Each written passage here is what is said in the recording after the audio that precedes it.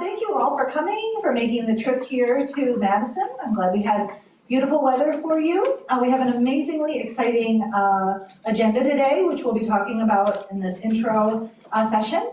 But first, I also want to just thank NASA for all their support of NASA HAQAST for over 15 years.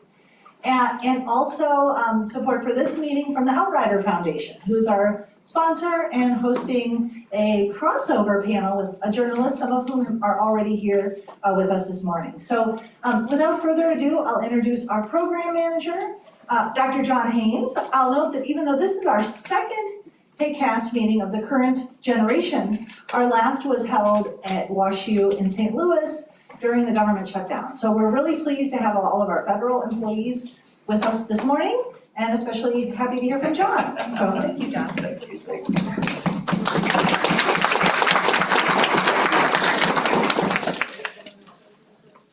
Can everybody hear me? I think everybody can hear me. Well, thank you, Tracey, for the introduction, and just echoing what Tracey said, thanks so much to the Outrider Foundation for co-hosting us, or hosting us in this session here in Madison. So great to be back here in Madison. So great to be at a HAQAST meeting. As Tracey said, the last one in November, unfortunately, we were in the middle of a government shutdown, so all of us civil servants couldn't attend, but heard great things about the kickoff meeting. I can't believe we're now in this next iteration of HAQAST, starting back in 2011 with HAQAST, and now going strong for over 15 years now, and we'll be going strong through this next iteration through 2029.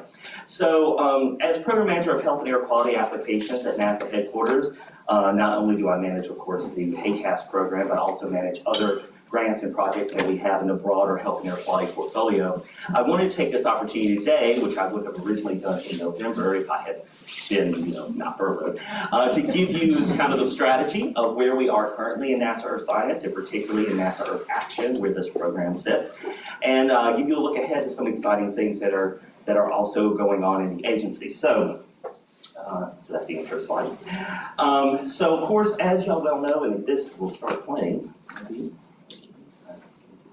Yes. So as you probably well know, our story in NASA Earth Science starts here.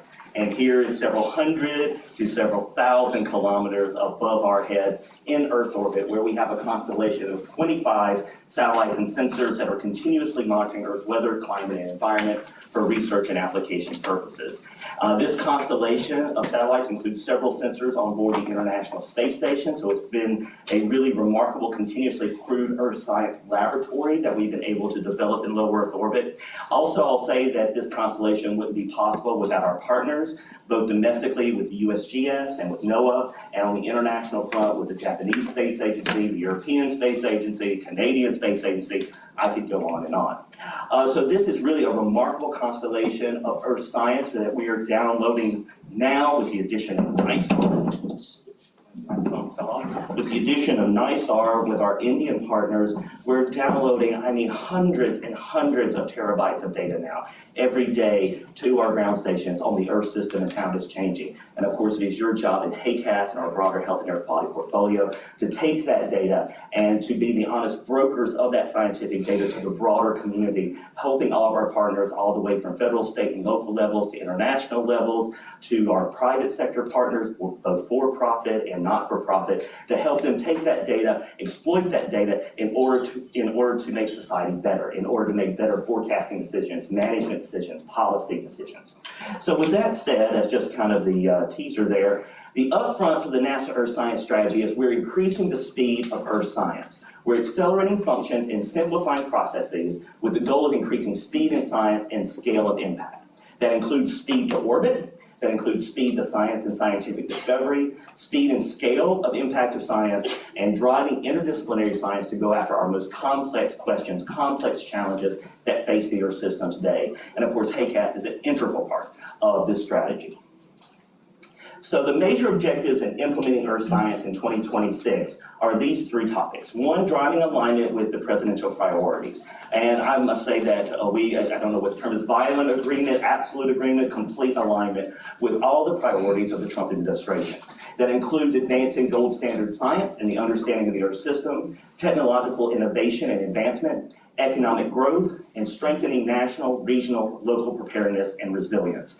Of course, you can see HAQAST in all of those items. We also want to focus on impact, reducing programmatic complexity where we can in earth science research and applied sciences.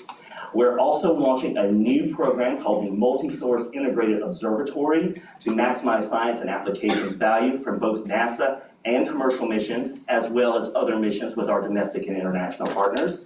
And if you want to know more about the Multi-Source Integrated Observatory, you can come to me because I'm also managing that program as well. We are also modeling integration to answer complex questions and engaging the broader Earth observation community, including private sector providers and end users, academia, commercial Earth observation industries, and state and local government. Again, it's all about speed of science, speed of impact, scaling that impact so we get the most bang for our buck for the investment that we have in all of our satellites and technology and modeling capabilities at NASA. We also want to drive efficiency. We are now improving the fidelity of planning for DAC transition to science enabling teams. That's SETS. It's very important to pronounce that acronym correctly, SETS. So for those of you that may not know the acronym of DAC, that is our distributed active archive centers that are across the country that archive all of our amazing earth science data and products. But again, we're trying to improve the fidelity of those data sets, of that distribution of the data, to also simplify it and make it more efficient so more people can access it in a timely and knowledgeable manner. Because if you don't know, all of NASA's data, all of those terabytes and terabytes of data collected over the past many decades on the Earth system are all free. It's all free and open access to anybody across the globe. All available at Earth, I think it's earthscience.data.gov, but don't quote me on that. But you know, we always have a challenge working with the community, and of course HAQAST has been integral in this, and you know, having people who are not remote sensing experts be able to access that data and knowledgeably utilize it. And we want to improve those processes even further than we have over the past several years. We also are going to focus on more rapid mission development timelines for new Earth science satellites over the next 5 to 10 years. And we also want to streamline and improve the quickness of proposal to selection in ROSAs. Because we well know, and we've heard from the community for many years, that you know, you will propose to a ROSA solicitation, it will close several months later, and then it may be another 6 months before you hear a decision.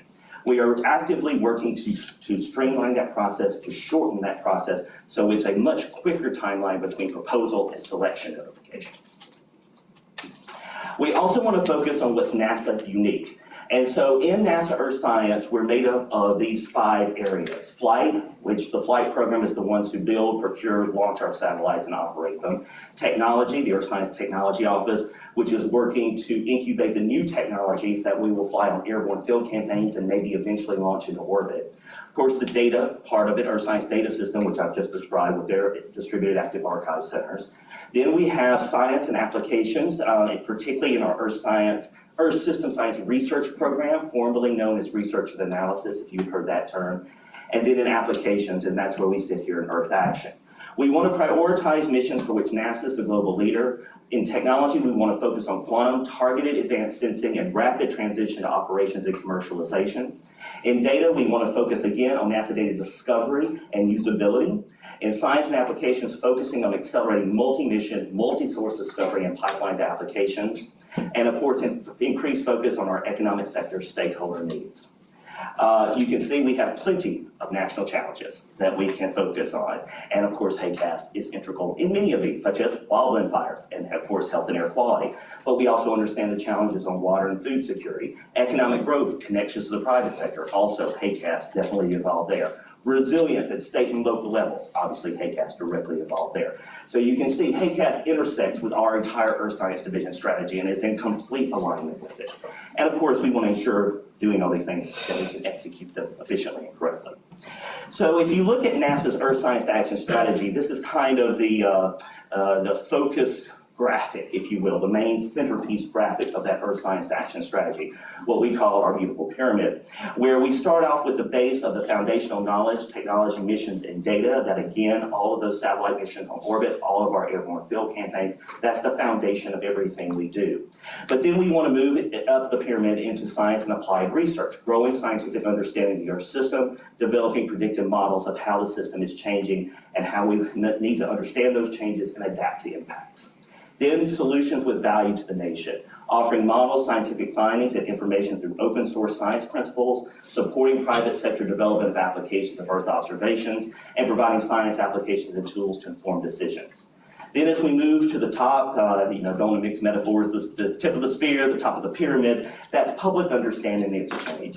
Putting more scientific understanding in the public sphere, delivering applied science to users, participating in multi-way information exchanges, and using that input to inform subsequent work, which comes to our virtuous cycle, because again, we need to take all that information to go back to the base of the pyramid and iterate on what our future missions, our future field campaigns, our future modeling capabilities will be. So as I briefly kind of mentioned earlier, you can think of NASA Earth Science as this end-to-end capability, pieces of the puzzle all fitting together, starting with our Science Technology Office. They are doing at least 10 tech infusions per year. Then we move to our flight program, currently operating 24 missions on orbit, planning for new ones in the future. We move to the Earth Science Data System, ESDS. They're collecting 160 terabytes a day, which with NISAR, that's only going to grow, serving 600 terabytes a day of data to users, with over 10 million users of world-class models across the globe. Then we move to the Earth System Science Research Program, over 1,300 active research projects across the country. And then where we sit in Earth Action, we are kind of that tip of the spear, the top of the pyramid, moving all of that research, all of that fundamental knowledge into action to serve society across many different focus areas, which health and air quality I think is the most important, but I understand that there are many other important challenges as well. So talking just directly about Earth Action, where we sit, where this program sits, these are our primary points of our strategy. Driving U.S. economic growth, helping U.S. businesses from farms to the space economy to use Earth data to compete and innovate in our global economy. Equip leaders to act, deliver trusted data and tools to local, state, and federal partners to increase resilience, security, and prosperity of the country. Accelerate artificial intelligence for Earth. Apply AI to widen access to our data and speed of insight. Strengthen American resilience to hazards, including targeting fires, floods, droughts, heat, and health threats. Scale what works. Support efficient solutions that work across regions and missions. And HAQAST has been unbelievably good at that, in taking solutions that we develop for one part of the country and scaling it to other parts of the nation. And staying adaptive, building programs that adjust as budgets, risks, and national priorities evolve. So in NASA Earth Action, this is our complete portfolio of projects that we undertake, of course, health and air quality, I'll point that out right there in the center. But we also have programs in agriculture, disaster management, ecological conservation, energy and infrastructure, private sector engagement, on and on. So we really have a wide and growing portfolio of work that we do to be able to increase the impact, increase the usability of NASA Earth Science data for our users across the country. And we recognize that we're part of an ecosystem. So we have NASA Earth Science there, but we're all just part. My boss, Dr. Tom Wagner, likes to say that it's a mesh. He always talks about that, probably still exists, game you played as a child, or a game or drawing you with a spirograph, and that's why his little spirograph's there in the middle, because he said, can't even draw lines, he said, because it's all a mesh. Everybody is connected in this web, and that includes users and decision makers, private sector LLMs, GeoAI, commercial satellite data providers, our other public Earth observation providers like USGS, NOAA, and our international partners, and of course the research and applications community. So we're all part of this strategy and goals together. So in NASA Health and Air Quality Applications, as many of you well know, we continue as our strategy to support the use of Earth observation data in air quality management and public health applications to protect and enhance health, security, and economy in the areas of infectious diseases and environmental health. So while HAQAST focuses, of course, on air quality issues and environmental health issues, we have a whole other part of my portfolio that's looking at vector-borne and infectious diseases as well. Toxic and pathogenic exposures and health-related hazards, implementation of air quality standards, policies, and regulations, and the effects of climate change on health and air quality in the years and decades to come. Our portfolio today is the largest it's ever been. We have 25 plus, I believe at this point, active projects across the country, and this includes partners at all different sectors. That includes international partners, including the Group on Earth Observations and UNICEF, federal partners like the CDC, EPA, NIH, and NOAA, state actors at the Departments of Health and the Departments of Environmental Quality, including South Dakota, California, Texas, as well as, of course, private sector partners. And those, again, for-profit and not-for-profit, Google or Foundation. So we really, have a huge net that we cast across all the sectors of the nation. I also just want to give a quick plug for two other aspects of our program. One is the NASA Applied Remote Sensing Training Program, known as RSET. RSET is this amazing resource that their strategy is to make sure that people across the country and across the world can utilize NASA Earth science data in a knowledgeable way to build that capacity for people who are not remote sensing experts to be able to be trained on how to use this data correctly. And they offer courses all the way from Remote Sensing 101 to more advanced courses across a wide variety of topics that cover all of Earth action. But certainly here in health and air quality, we have those fundamental courses on using remote sensing data from air quality all the way up to more advanced ones. And also I want to mention the group on Earth observations, GEO. GEO was founded about 20 years ago. It's an international consortium of over 100+ member states whose goal is to break down the barriers for the free and open access sharing of Earth observations across the globe for societal benefit. One of the biggest pieces of GEO is the GEO Health Community of Practice, where we convene a network of governments, organizations, and observers from across the globe who are looking to use Earth observation data to improve health decision-making in their own nations. I am directly plugging this because I am very honored to serve as chair of the GEO Health Community of Practice, along with my co-chair, Dr. Didier Davignon of Environment and Climate Change Canada. If you would like to get involved with the GEO Health Community of Practice, it's really, really difficult. You have to go to the website and click to sign up for the listserv. Very difficult, but it's open to everybody. We have virtual meetings about once a month or so, while we also convene special sessions virtually and special webinars focusing on different regions of the globe. And we also organize sessions at conferences across the globe during the course of the year. So if you would like to get involved, please do. And kind of looking to what's new, looking to what's ahead, and I know there will be a lot of discussion in later sessions on these topics. I just again want to point out the amazing revolutionary information we're getting from TEMPO, our mission that launched to geostationary orbit, NASA's first air quality mission in geostationary orbit that successfully launched in 2023. TEMPO, again, is collecting amazing data sets on major pollutants, including NO2, formaldehyde, and ozone, every hour of the daylight across the entire continental United States, down at the neighborhood level, helping us advance air quality monitoring over urban and agricultural areas, traffic corridors, looking at issues of wildfires and dust storms. Truly has been a revolutionary tool being used by air quality and environmental health managers across the country. And if you want to know more about the TEMPO mission, our TEMPO mission applications lead is here, Aaron Nager. Where is he? Raise your hand. There he is right there. And also our TEMPO, formerly Science and Applications team, now known as the TEMPO Data Applications Research and Technology team. Integrator is here as well. My Associate Program Manager, Laura Judd. You can raise your hand, Laura. So if you want to know more about TEMPO, those are the experts there.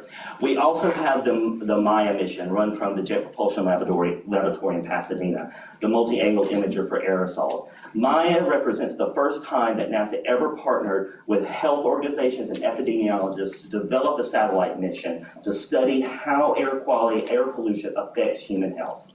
MAIA is going to integrate satellite observations, particularly on PM2.5, which is one of the EPA's criteria pollutants, along with surface monitor data, chemical transport model outputs, and health records to examine the impacts of chemically spatiated PM on human health over globally distributed primary target areas. Again, this mission is being led by the Jet Propulsion Laboratory in Pasadena in partnership with the Italian Space Agency, ASI, planned on launch now no earlier than late 2027. And a new mission that was named in February that's also important for air quality and understanding of how upper tropospheric and stratospheric dynamics affect, for example, weather, is called the STRIVE mission, opening a new window on stratospheric-tropospheric interactions. STRIVE is going to deliver an unprecedented view of the atmosphere, transforming our understanding and enabling a leap in the accuracy of atmospheric predictions, including weather, extreme events, air quality, and the future of the ozone layer. We're really excited that Strive was named as a new mission in February, and I am also proud to serve as the program applications lead for Strive, as I do for Tempo, as I do for Maya as well. Strive is planned on launch no earlier than 2030. And I want to just give some shout outs since the last time y'all met, and I know I wasn't here, but we've had awards that were given out. One is to my other associate program manager, Helena Chapman. Raise your hand, Helena. Quality community. Because of all the amazing work that she has done, she was nominated, and we found this out later, not just by one person at NASA headquarters, but by, I think, 5 different people independently at NASA headquarters nominated her for our Earth Science Peer Excellence Awards. And so in February, she was awarded our Peer Excellence Award for her tireless work to the community. We call them lovingly the Earthies. So again, congratulations, Helena, for that. And I think we just found out last week that Jim Seidman of the Environmental Protection Agency, who has been on detail for many years to NASA Langley Research Center in Hampton, Virginia, was named as a winner of the Service to America Medal. And for those of you who may not know, those are called the Sammys. They're kind of like the Oscars for civil servants. So it's a really, really big deal. And Jim Seidman has been just an integral, foundational part of the air quality community for many decades, including on the Tempo mission. So I can't think of anybody who was more well-deserved to get that award than he. And I don't think Jim's here today, but if you're online, Jim, congratulations. Also, I don't have it on here, and I don't know, it might have been before November this was announced, and I wasn't sure, but our very own Tracey Holloway was named an AGU Fellow last year as well. So just to close out, and I probably talked too long, but I just want to give this image here. This image, I believe, is going to be one of the most iconic photographs of the 21st century. This is the image of Earthset taken by our Artemis II astronauts last month as they circled the moon. This is a parallel to the image that is so famous from the 20th century of Earthrise, taken by our Apollo 8 astronauts in 1968. And that image of Earthrise in 1968 really galvanized the environmental movement in this country. Because for the first time, people across the globe saw the Earth for what it was. This beautiful pale blue orb hanging in the vastness of space. The only place in the universe yet that we know where life exists. They saw it as being, unique, precious, but we also understood it being fragile. Our only home, our only lifeboat in space. Because of that image and the environmental movements that came from that, in 1970 under the Nixon administration, we established things like the Clean Air Act, the Clean Water Act, the establishment of EPA, the establishment of NOAA. Now, that was the Apollo generation. We're now in the Artemis generation, as we are now going back to the moon, this time to stay. And I hope that this image, taken just a month ago, inspires this new generation, the next generation, the Artemis generation, to continue that work with all of you across this community, to use Earth observations to answer the challenges that we face across this globe. And I'll just close with that quote from our astronaut Victor Glover. In all of this emptiness, you have this oasis, this beautiful place that we get to exist in together. So thank you.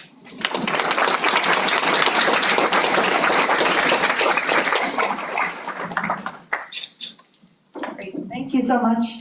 Thanks so much, John. I'm going to move into a few kind of overview comments for our team and a few overview comments for this meeting, just to help us all be oriented. But I think a few things just to note about where we are now. This is actually the only time that we'll all be together in one room for the rest of the meeting. Until after this, you'll be finding the breakout sessions of interest to you. But of course, we'll also be together in the breakfasts. We have breakfast tomorrow morning as well as today, coffee breaks, and we have a poster reception this evening. And I say that because actually we found that the opportunities for networking across our meetings are one of the most important aspects of our meeting. So I will not run over our 9:45, but as a result, another thing unusual about right now is that there will not be Q&A because we just have a lot to say and we want to get you out chatting with each other. But in every other session of our HAQAST meeting, there will be a lot of time for Q&A. We actually design our meetings to have almost a half hour of discussion after every panel. So as you're attending these meetings, please view yourself as a participant in the meeting, sharing your ideas, asking questions, and we're hoping to get, as we usually do, some really lively and meaningful discussion at each panel. So this is our second meeting. Our first was held at WashU, hosted by Randall Martin, and here are a few photos of that event if you didn't get a chance to be there. All of our meetings are coordinated by my fearless colleague, Dr. Jenny Bradford.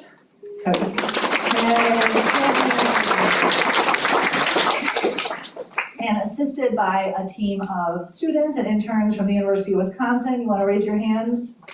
And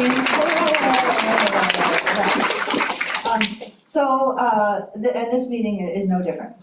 This meeting is different with our partnership with the Outrider Foundation, and we really appreciate their support of the HAQAST meeting and the crossover panels that will happen tomorrow. So today, Wednesday, we have 2 panels through the day. Tomorrow morning, there'll be 3 panels through the day, with the third hosted by Outrider, focused on reaching journalists. So, as many of you know, we are the NASA Health and Air Quality Applied Sciences team. We've really designed our website, which is haqast.org, to provide a front door for accessing the work of our team, data and tools, upcoming meetings, where our next meeting in January will be held in Atlanta, Georgia, at Georgia Tech, hosted by Jen Kaiser. Where's Jen? Yay, Jen, thank you.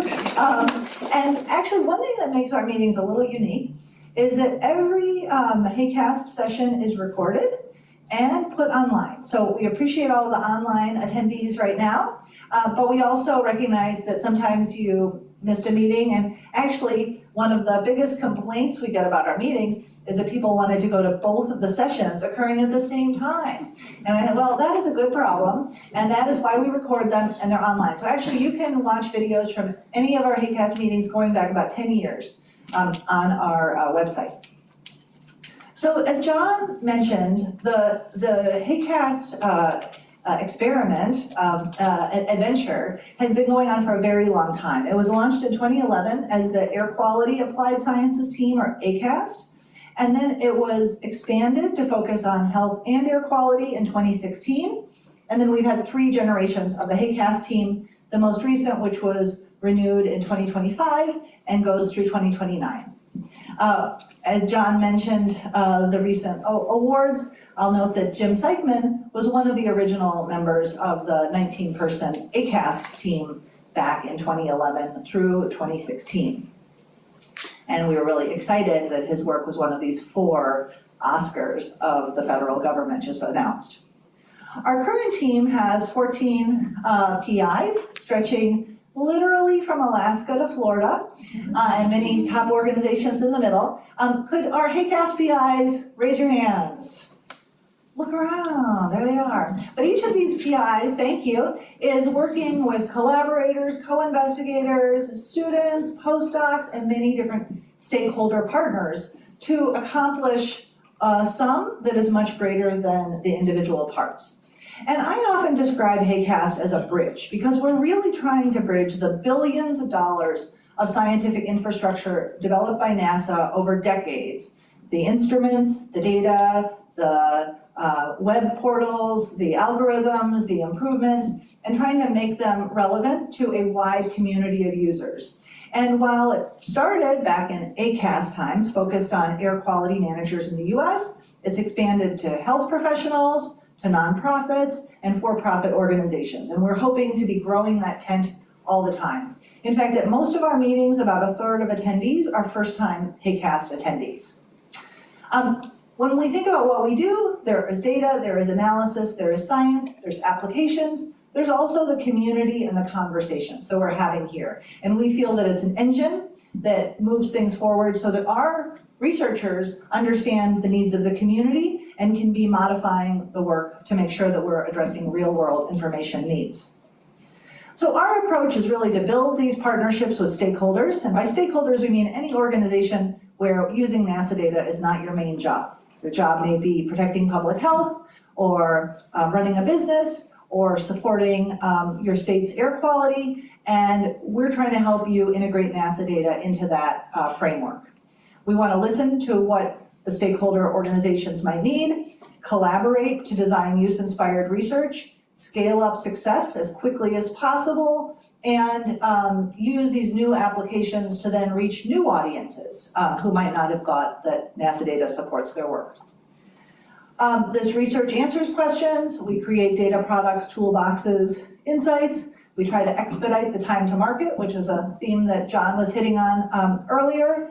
And we have a lot of successful approaches to move it forward with our meetings every 6 months and a lot of communication online in between.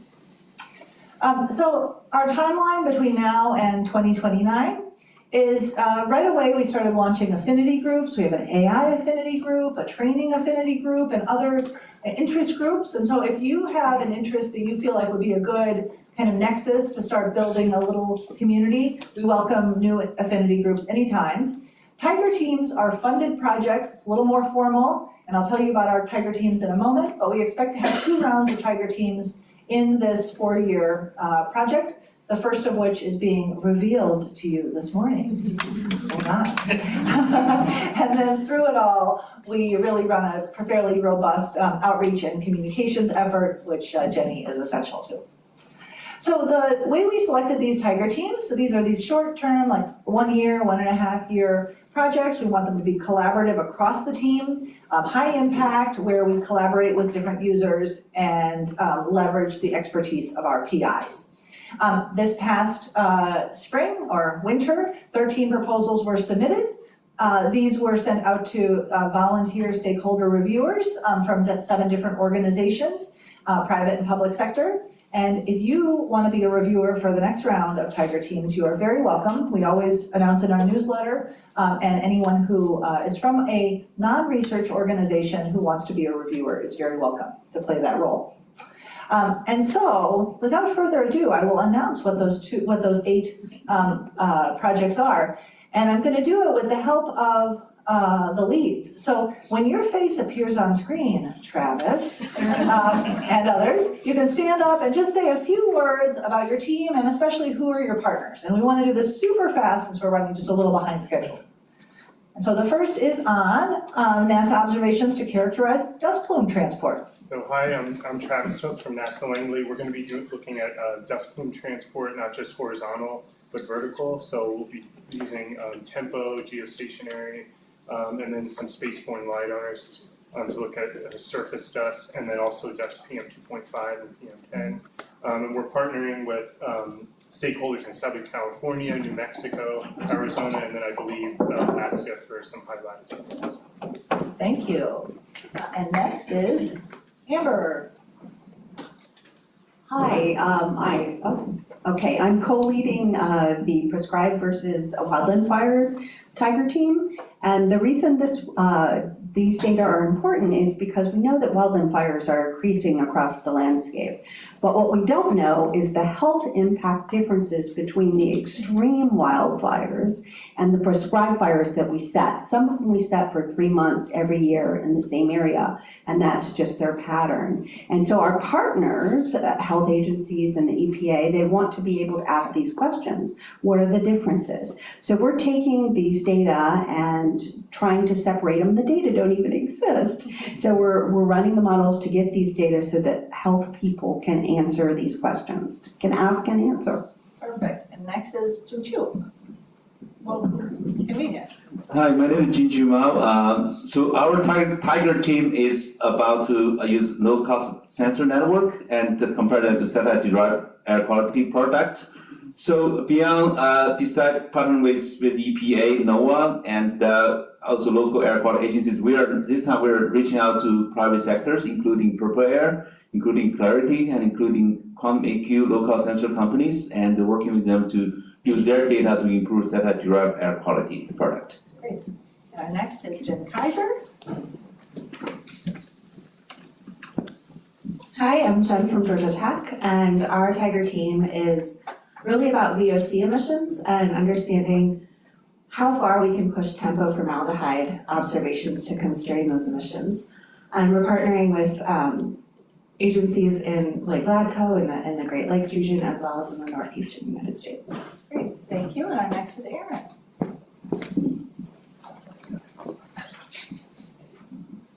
All right, Aaron Degger from NASA Marshall. This Tiger team is really focused on the new tempo ozone data, which is monitoring now tropospheric ozone at a daylight hourly rate across North America.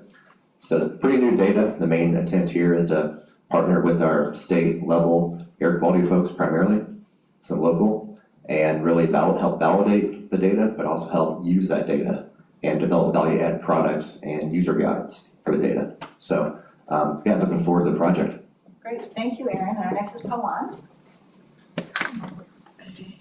Jenny, you're doing a great job. Hi, I'm Pawan Gupta from NASA Goddard. So our team is going to focus on compiling, training, research data resources in one single atlas, a searchable database, to make things easier for the end users and stakeholders, because there's so much data and there's always confusion on which one is best for their particular application. So we're trying to bring all the resources together into a single database which can be searchable, and maybe we'll put some AI tools on that.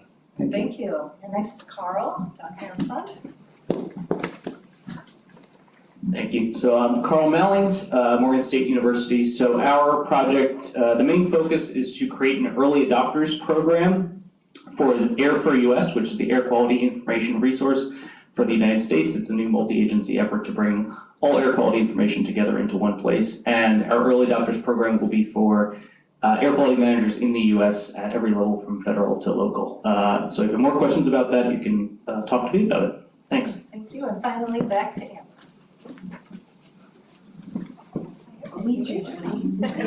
Hi, I am leading the continuity Tiger team, and the reason this is important is we keep launching these better satellites, more satellites, higher resolution. So our partners, the EPA, the Cancer Society, environmental protection agencies across statewide, they want to know, how do we know that we're looking at this particular gas or aerosol or fire detections or intensity of fires? How do we know they're growing, or is this because the satellites are better at seeing them? So we're developing this continuity so that we understand what's in the data. Thank you, thank you. So in the last couple of minutes, I just wanted to recognize that we work with hundreds of organizations across the United States and around the world. And in our last iteration of HAQAST, we launched a new group called the HAQAST Ambassadors. And these ambassadors are, we sometimes joke that they're our super users. They're the ones who are really, they've been involved for a while, they're representing different organizations, and they're helping us connect with their user communities. And so we really appreciate the work of all of our ambassadors. And if you are in a position where you might want to be engaged a little bit more, have periodic webinars and Zoom calls with me and Jenny, then please, you can just register at our HAQAST Ambassadors website, on our website. And thank you for being part of HAQAST. We really appreciate NASA's ongoing support for this work. So, enjoy.